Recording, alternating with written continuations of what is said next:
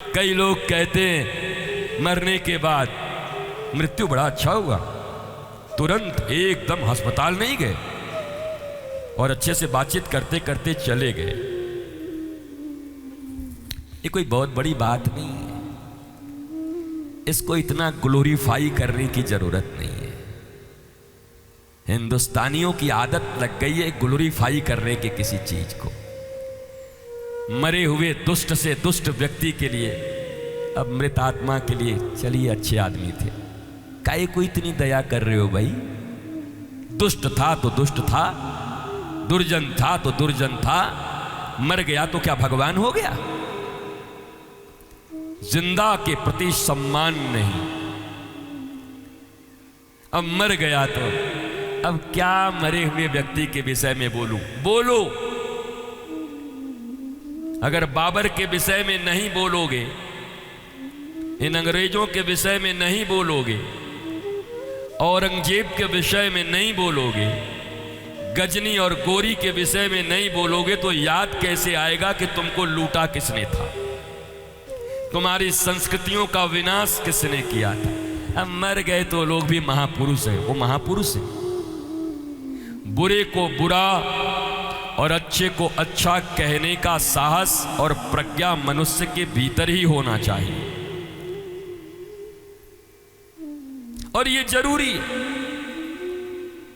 यही चीज तो भारत मिस कर गया, जिसके कारण से ईमानदार और अच्छे लोग जन्म लेना बंद हो गए, क्योंकि बेईमानों की जय जयकार हो गई तो हर आदमी बेईमानी करके कैसे भी बस धनवान होना चाहता है, बाहर की इज्जत बनाना चाहता है, क्योंकि देखता है तुमको भी पता है तुम्हारा वो रिश्तेदार 2 नंबरी काम करके इतना ऊपर आ गया है, पर समाज में तुम उसकी इज्जत देखते हो तो तुम्हें भी लगता है कि इन केन प्रकार धन अगर कमा लिया जाए तो हमारा भी उसकी तरह प्रतिष्ठा हो जाएगा। मैं भारतीय समाज से ये प्रश्न पूछता हूं, तुम किसका सम्मान करते हो? सुदामा का करते हो या दुर्योधन का करते हो? कथा तो तुम सुदामा की सुनते हो, पर जय जयकार तुम दुर्योधन की करते हो।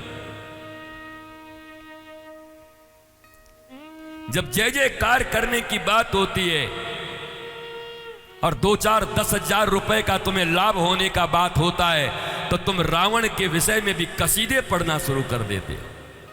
ईमान बेच दिया लाख रुपए में, इंसानियत बेच दी रुपयों में, और अपने आप को अभी भी इंसान कहलाने का दम भरते हो।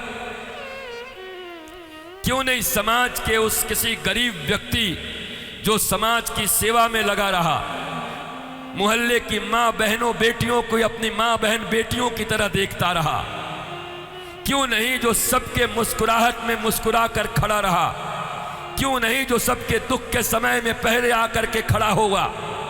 भले ही उसके घर में गाड़ियां नहीं हैं, भले ही उसके घर में सोफे नहीं हैं, ऐसों का तुमने कब सम्मान किया है? तुमने भी बेईमानों का सम्मान किया है, इसलिए तुम्हारे यहां बेईमान लोग पैदा हो रहे हैं। सम्मान बेईमान का करोगे और स्वप्न देखोगे उत्तम भारत का, सांस्कृतिक भारत का, धार्मिक भारत का, श्रेष्ठता का सम्मान करना सीखो, ज्ञान का सम्मान करना सीखो। सुदामा के पास फटी हुई धोती है, अयाचक वृत्ति है, लेकिन भगवान को झुकना पड़ता है सुदामा के सामने। सुदामा पर्यंक पर बैठते हैं, सिंहासन पर, और कृष्ण उनके पांव के नीचे बैठते हैं। ये गरिमा है ईमानदारी की, ये गरिमा है दिव्यता की, ये गरिमा है ज्ञान का। तुम कहां मानते?